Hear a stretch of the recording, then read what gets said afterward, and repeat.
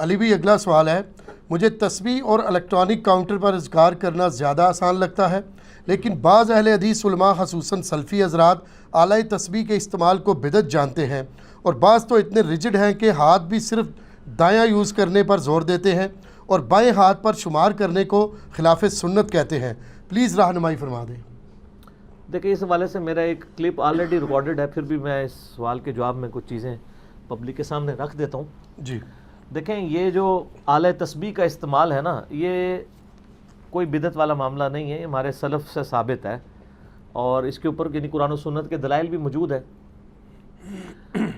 اسی کی آج کل ماڈرن فارم الیکٹرانک کاؤنٹر کی شکل میں بھی آ چکی ہوئی ہے، جی اور بعض لوگ انگلیوں میں پڑھنے میں آسانی محسوس کرتے ہیں، یعنی آپ کی اپنی مرضی ہے، کسی کے اوپر فتویٰ نہ لگائیں، اس کا جواز موجود ہے۔ اور اہل حدیث کے ہاں بھی سارے علماء نہیں ہیں، چند تھوڑے سے ذرا جس کو کہتے ہیں نا ذرا ضدی ٹائپ کے لوگ ہیں، وہ اس حوالے سے اختلاف کرتے ہیں۔ آپ اگر سعودی عرب چلے جائیں تو وہاں پہ آپ کو مسجد نبوی شریف کے احاطے کے اندر اور حرم شریف کے احاطے میں آپ کو تسبیحیں بکتی ہوئی نظر آئیں گی۔ اگر وہ اس کو غلط سمجھتے ہوں نا تو وہ کبھی وہاں پہ بکنے نہ دیں۔ اور حیران کن بات یہ ہے کہ اس وقت چائنا جو ہے وہ ٹوپی اور تسبیح کی مد میں 4 ارب ڈالر کی تجارت کر رہا ہے سالانہ۔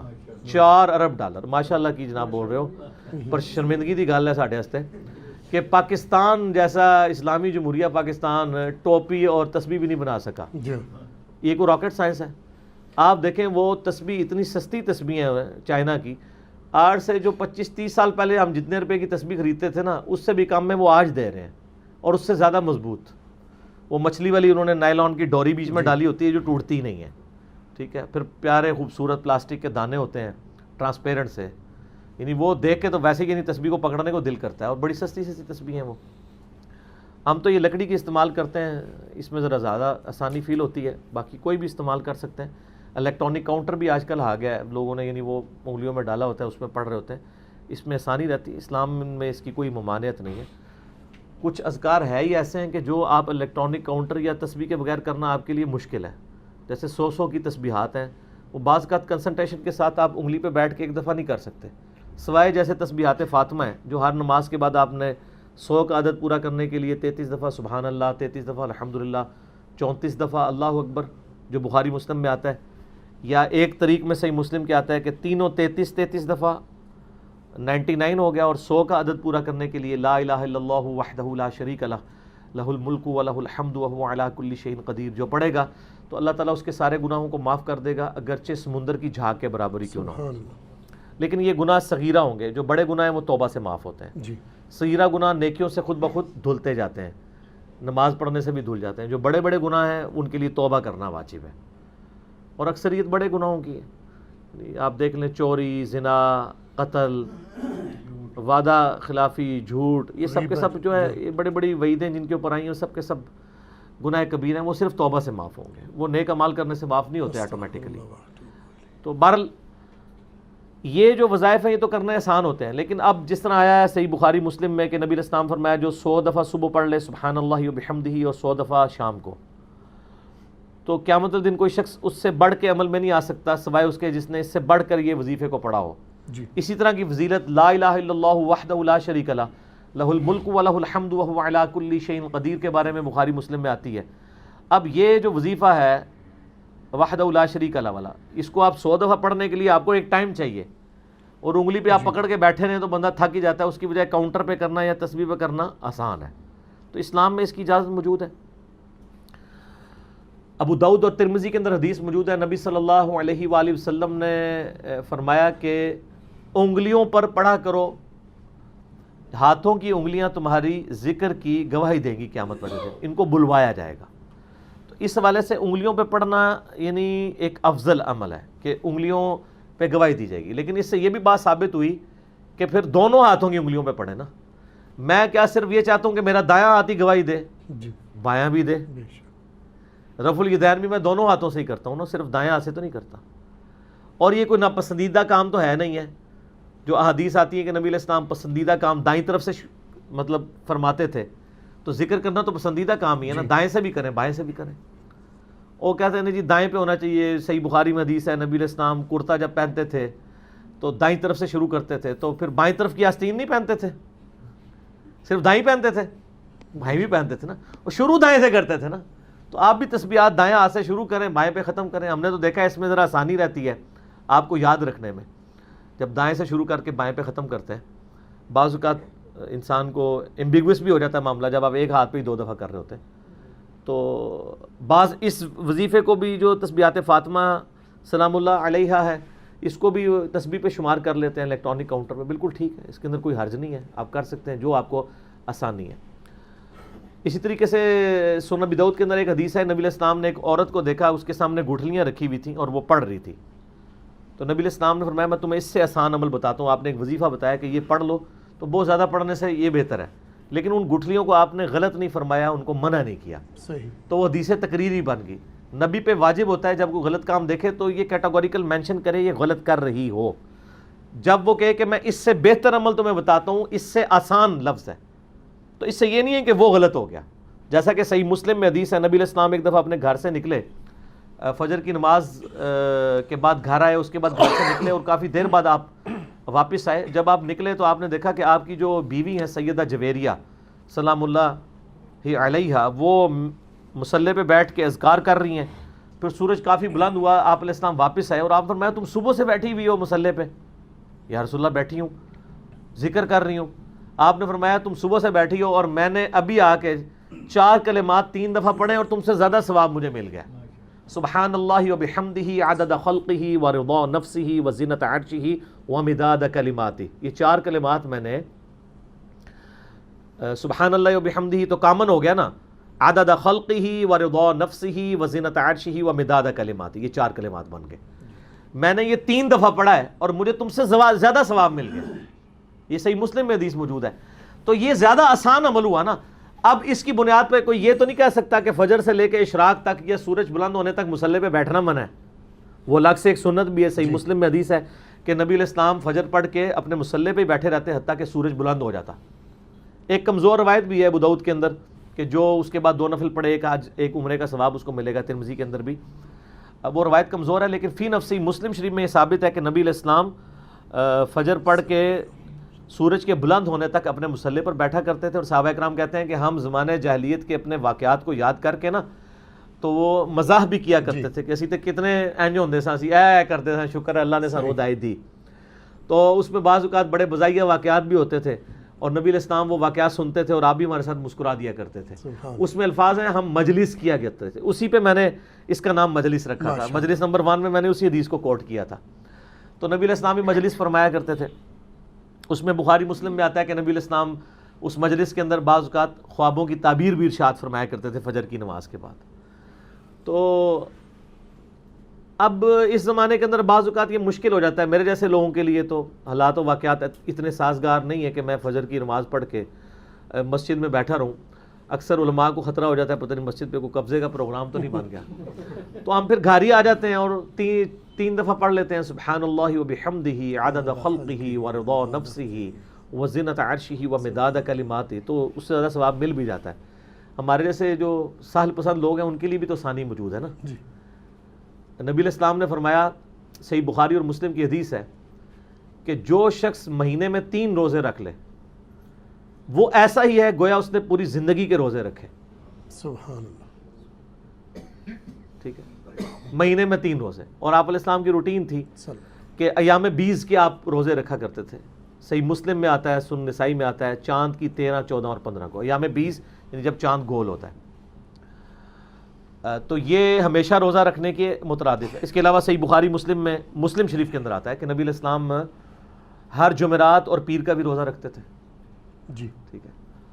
اور ایک اور اس سے بھی آسان عمل ہے. نبی علیہ السلام نے فرمایا، صحیح مسلم میں حدیث ہے، یہ حدیث ترمذی میں بھی ہے، ابو داؤد میں بھی ہے، نسائی میں بھی ہے، ابن ماجہ میں بھی. یہ اہل سنت کی مین سٹریم کی 6 کتابوں میں سے 5 کتابوں میں ایکسکلوڈنگ بخاری باقی 5 کی 5 کتابوں میں حدیث ہے جو شخص رمضان کے روزے رکھے اس کے بعد شوال کے 6 روزے رکھ لے تو وہ ایسا ہی ہے جیسا اس نے پوری زندگی کے روزے رکھے، پورے سال کے روزے رکھے. یہ اس سے بھی آسان ہے. ایک ہے کہ آپ مہینے کے 3 روزے رکھیں، وہ تو آپ کو 36 رکھنے پڑیں گے. ایک یہ ہے کہ شوال کے 6 رکھ لیں، پورے سال کے روزے. تو اللہ کے فضل سے جب سے ہوش سنبھالی ہے اس کی استقامت کی کوشش کرتے ہیں. اور اس میں یہ شرط نہیں ہے کہ آپ نے جو ہے فوراً بعد رکھنے ہیں. بعض کہتے ہیں جی وہ یکم شوال کو عید ہے, آپ نے 2 سے روزے شروع کر دینے ہیں جی.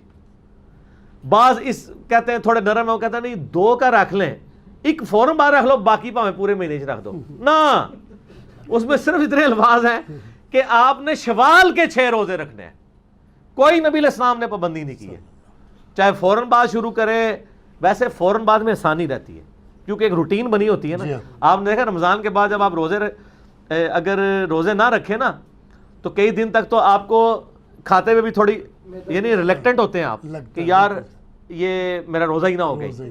دوسرا جس طرح انہوں نے کہا کہ میدے کو ایک عادت پڑی ہوئی ہوتی ہے بھوکا رہنے کی, وہ 6 روزے ساتھ رکھ لینا آسان ہے. میں نے تو یہ دیکھا ہے ہمارے آفس میں خصوصاً رمضان کے اندر ذرا لمبی چھٹیاں ہوتی ہیں تو میں کوشش کرتا ہوں کہ گھر میں یعنی آفس کھلنے سے پہلے وہ روزے مکمل کر کے جاؤں. جب آفس بندہ پہنچ جاتا ہے پھر ذرا اور روٹین شروع ہو جاتی ہے. گھر میں روزہ رکھنا آسان ہے, فجر پڑھ کے روزہ رکھ کے سو جائیں, زور تک تو ویسے ہی روزہ گزر جاتا ہے. ٹھیک ہے نا جی, چھٹیاں ہو جب تو روزہ آسان ہو جاتا ہے. اور اس کو آپ جناب ریلیجسلی فالو کریں کہ کتنی آسانی آپ کے لیے کہ 6 روزے رکھ لیں تو پورے سال کے روزے, تو آپ پوری زندگی کے روزے رکھیں گے. اور یہ حدیث حضرت عبداللہ بن عمر بن عاص کے بارے میں بخاری مسلم میں آتی ہے کہ وہ روزانہ روزہ رکھتے تھے. تو نبی علیہ السلام فرمایا روزانہ روزہ رکھنے والا تو ایسا ہے جس نے روزہ رکھا ہی نہیں. اسلام کو یہ پسندیدہ نہیں ہے. تم نے اگر روزے رکھنے ہی ہیں تو مہینے میں 3 روزے رکھ لو تو تمہیں روزانہ روزے کا ثواب ملے گا. ان کا یا رسول اللہ میرے میں اس سے بھی زیادہ طاقت ہے. آپ نے فرمایا چلو بہت طاقت ہے نا, ایک دن روزہ رکھا کرو, ایک دن نہ رکھا کرو, اس سے زیادہ کی اجازت نہیں ہے. اور یہ داودی روزے ہیں. اور پھر جب وہ بوڑھے ہو گئے نا عبداللہ بن عمر بن عاص, بخاری مسلم میں آتا ہے, پھر وہ یاد کیا کرتے تھے کاش میں نے حضور کی رخصت سے فائدہ اٹھا لیا ہوتا, مہینے میں 3 والا کام ہی ٹھیک ہے, اب مجھ سے نہیں رکھے جاتے.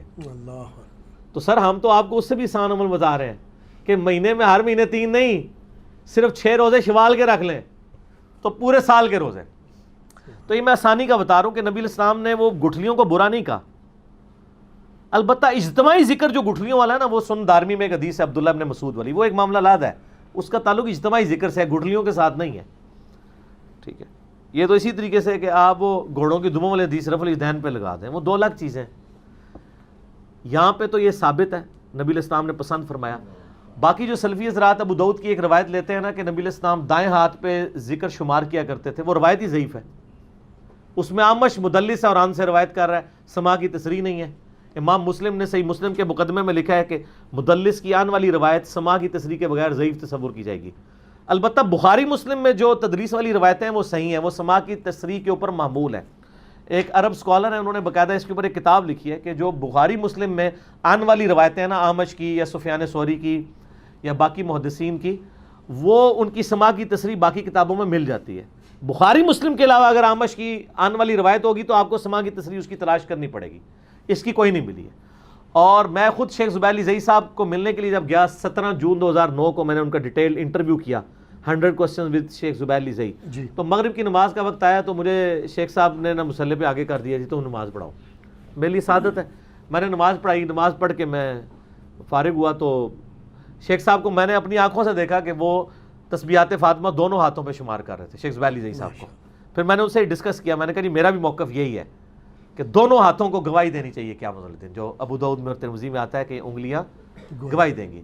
باقی جو صرف دائیں ہاتھ پہ شمار کرنے والی روایت ہے وہ تو روایت ہی کمزور ہے, تو آگے اس کے اوپر آپ بلڈنگ کھڑی نہیں کر سکتے. ہمارے سلف میں سے آپ دیکھیں یحییٰ بن سعید القطان بخاری اور مسلم کے راوی ہیں, بڑے مشہور, یہ یعنی تبع تابعین میں سے ہیں. المتوفی 198 ہجری 198 ہجری میں فوت ہوئے ہیں. امام بخاری امام مسلم نے ان سے احادیث لی ہیں. ان کے بارے میں تاریخ ابن معین میں یحییٰ بن معین رحمہ اللہ, جو امام بخاری کے استاد ہیں, اور اسماء الرجال میں ان کے پائے کا کوئی عالم نہیں ہے, لیکن یہ صرف اہل علم ان کو جانتے ہیں. ہمارے نزدیک تو امام احمد بن حنبل, امام شافعی زیادہ مشہور ہو گئے نا. اسماء الرجال میں جو امام ہے نا حدیث کی فیلڈ میں, وہ یحییٰ ابن معین ہے. یہ باقی لوگ تو کسی کھاتے میں نہیں اس فیلڈ کے اندر. یحییٰ ابن معین, ان کے بارے میں یعنی احمد بن حنبل کہتے ہیں کہ جی میں اس حدیث کو حدیث ہی نہیں مانتا جس کو یحییٰ ابن معین نہ جانتا ہو. آپ اس سے ان کا لیول اندازہ کریں حدیث کی فیلڈ میں. تو تاریخ ابن معین میں یحییٰ ابن معین نے نا مختلف جو راوی ہیں نا حدیث کے, ان کے حالات زندگی کے اوپر بھی ڈسکشن کیا. اس میں وہ یحییٰ بن سعید القطان کے بارے میں لکھتے ہیں کہ وہ جبہ پہنتے تھے, بڑے خوبصورت تھے, اور ان کے جبے میں ایک جیب ہوتی تھی جس میں ایک بڑی سی تسبیح ہوتی تھی جو وہ جبے کے اندر رکھ کے وہ مصباح پڑھا کرتے تھے. عربی میں اس کو کیا کہتے ہیں؟ مصباح. ایک مصباح ہے سواد والا, وہ قندیل کو کہتے ہیں, جس کا یہ مشکات المصابیح, یہ والی مصباح جی ٹھیک ہے. ایک سین والی مصباح ہے, تسبیح پڑھنے کا آلہ, انسٹرومنٹ, جی مصباح, میم سین با الف ہا, اسے عربی میں کیا کہتے ہیں؟ مصباح. تو اس میں آپ مصباح لفظ لکھیں مکتبۃ الشاملہ میں, اور تاریخ ابن معین میں جا کے کلک کریں, کنٹرول فائنڈ کریں, تو وہ آپ کو وہ والی روایت مل جائے گی. ٹھیک ہے. اور صوفیاء اسے مذکرہ بھی کہتے ہیں. صوفیاء سے مجھے اختلاف ہے, لیکن یہ تسبیح والا جو پازیٹیو چیز ہے نا, یہ میں نے صوفیوں سے ہی لی ہے, حقیقت بات ہے. وہ اس سے مذکرہ کہتے ہیں. مذکرہ کا مطلب پتہ کیا؟ ذکر یاد دلانے والی. ایک لفظ ہے مذکر, مذکر کہتے ہیں نا, جیسے مذکر اور مونس, جی ٹھیک ہے, مرد و عورت. ایک مذکر لفظ ہے, انما انت مذکر لست علیہم بمسیطر. اے نبی صلی اللہ علیہ وآلہ وسلم, آپ تو ان کو نصیحت کرنے والے ہیں, اللہ کی یاد دلانے والے ہیں. جی. آپ ان کے اوپر داروغہ بنا کے نہیں بھیجے گے کہ ان کے ساتھ زبردستی کریں. وہاں پہ لفظ کیا ہے؟ مذکر, یاد دلانے والا. ٹھیک ہو گیا؟ تو مذکرہ, یاد دلانے والی, یہ ہے مصباح. اور جناب آپ اس تسبیح کو پکڑنے کی عادت ڈالیں. آپ ویسے انگلیوں میں پڑھیں گے, تھوڑی دیر بعد بھول جائیں گے, لیکن آپ الیکٹرانک کاؤنٹر ہاتھ میں پکڑ لیں یا آپ مصباح ہاتھ میں پکڑ لیں, آپ کے ہاتھ خود بخود چلیں گے. اور جو 100 کے اذکار ہیں نا, یہ بڑے آسان ہو جاتے ہیں. اب ہمارے کئی اذکار ہیں صبح و شام میں جو 100 دفعہ والے ہیں. سبحان اللہ و بحمدی ہے, درود شریف ہے, اس کے بعد استغفر اللہ و اتوب الیہ ہے بخاری مسلم میں. تو اب وہ کئی ایک ہے, اس کے ساتھ آپ دیکھیں یہ اس کے ساتھ شمارے بھی لگے ہوئے ہیں, یعنی یہ والے دانے وہ بڑی سخت ہوتے ہیں آگے جانے کے لیے. ایک وظیفہ پڑھ لیا, ایک دفعہ آگے کر لیں, دوسرا 100 والا مکمل کیا, دوسری دفعہ کر لیں, اس طرح آسان ہوتا ہے.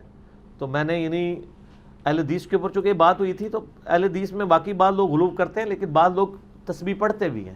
بڑے بڑے علماء کو میں نے, شیخ زبیر صاحب کا تو آپ کو مطلب یہ ہمارے جیلم شہر میں خود میں نے غلام عثمان ظہیر صاحب کو تسبیح پڑھتے ہوئے دیکھا ہے. شیخ زبیر صاحب کے جو شاگرد ہیں, حافظہ اللہ تعالیٰ من الجنۃ والناس. تو غلام عثمان ظہیر صاحب کو میں نے خود اپنی آنکھوں سے تسبیح پڑھتے ہوئے دیکھا ہے, ان کے ہاتھ میں تسبیح ہوتی ہے. تو میں نے ان کو چھیڑنے کے لیے نا ایک دن کا میں نے کہا یہ تو بدعت کہتے ہیں, وہ کہتے ہیں علی بھائی چھوڑیں ان کو. یعنی یہ اس زمانے کی بات ہے جب وہ ہمارے سلام کا جواب بھی دیا کرتے تھے. تو اب تو ہم خیر سلام کرتے ہیں, جواب دیں نہ دیں, ہم تو سب سے محبت کرتے ہیں اللہ کے فضل سے. تو وہ کہنے لگے کہ نہیں جی یہ تسبیح تمہارے سلف سے ثابت ہے. تو یہ بہت کم اہل حدیث ہیں جو اس میں غلو کرتے ہیں. شیخ ناصر الدین البانی نے تھوڑا غلو کیا اس مسئلے میں, باقی عرب کی بھی اکثریت علماء نے باقاعدہ فتاویٰ لکھے ہیں مصباح کے حق میں. ایون شیخ زبیر لیزئی صاحب سے سوال ہوا ہے, ان کے فتاویٰ علمیہ کے اندر باقاعدہ انہوں نے فتویٰ لکھا ہے کہ یہ جو تسبیح دانوں والی استعمال کرنا یہ جائز ہے. ٹھیک ہے, اور انہوں نے باقاعدہ یعنی اس کو انڈورس کیا ہے. تو یہ چند ضدی لوگ ہیں, تو ضدی لوگوں کا تو علاج ہمارے پاس نہیں ہوتا, ہم صرف علمی دلائل سامنے رکھتے ہیں. یوٹیوب پہ میرا ایک کلپ بھی ہے دانوں والی تسبیح کا استعمال, جی وہ لاکھوں لوگوں نے دیکھا, آپ جا کے دیکھیں. تو اس میں نے اس وقت یہ ساری باتیں میں نے بہت پہلے بھی ریکارڈ کروا دی تھی, لیکن اب چلے ہر دفعہ جب کوئی سوال ہوتا ہے تو نئے رنگ میں, چونکہ میں فی البدی گفتگو کرتا ہوں, نئی باتیں سامنے آ جاتی ہیں. اب اس میں ایک نئی بات آج میں نے سامنے کر دی کہ نبی علیہ السلام نے گٹھلیوں پہ شمار کرنے کو غلط نہیں کہا, اور کہا اس سے آسان عمل بتاتا ہوں. اس کی میں نے ایک مثال دے دی کہ ایک عمل سے دوسرا عمل آسان ہونے کا یہ مطلب نہیں کہ وہ عمل غلط ہے. مصلی پہ بیٹھنا مشکل عمل ہے, جائز ہے, لیکن اس سے آسان کیا ہے؟ سبحان اللہ و بحمدہ عدد خلقہ و رضا نفسہ و زنۃ عرشہ و مداد کلماتہ. 4 کلمات کو 3 دفعہ پڑھ لینا, ثواب اتنے مل جائے گا. جزاکم اللہ خیر علی.